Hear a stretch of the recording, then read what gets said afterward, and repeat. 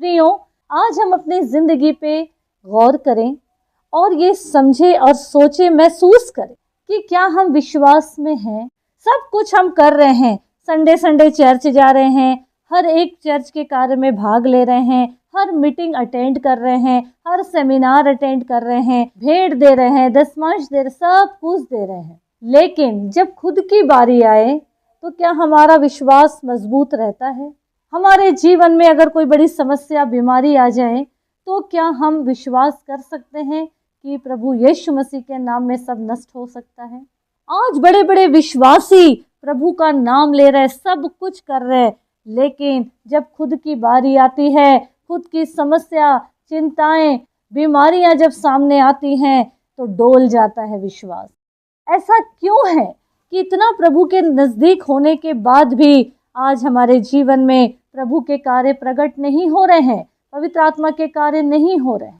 ऐसा क्यों है? आइए हम वचनों के माध्यम से देखें। मत्ती रचित सुसमाचार 8 अध्याय उसका 23 पद से देखें।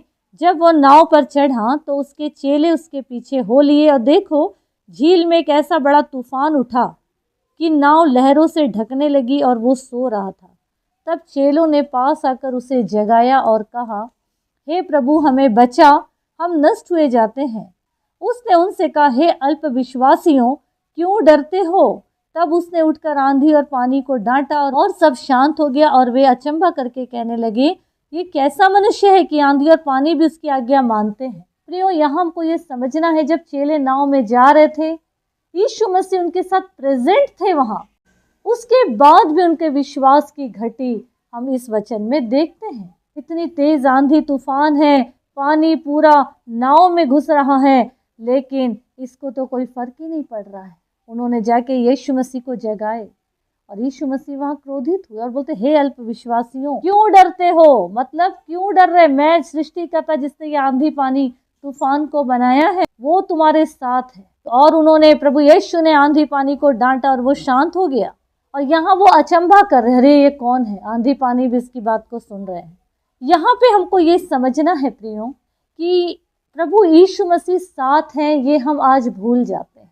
जब हमारे जीवन में कोई बड़ी बड़ी समस्याएं आती है, बीमारियां आती है, तो हम ये सारी बातों को भूल जाते हैं कि हम प्रभु के साथ आगे बढ़ रहे हैं, प्रभु हमारे साथ है, तो फिर हमारे जीवन से ये सारी बातें अलग हो जाएंगी। अब हमको यहाँ ये समझना है प्रियो, प्रभु यीशु मसीह वहाँ क्यों बोल रहे हैं अल्प विश्वासी?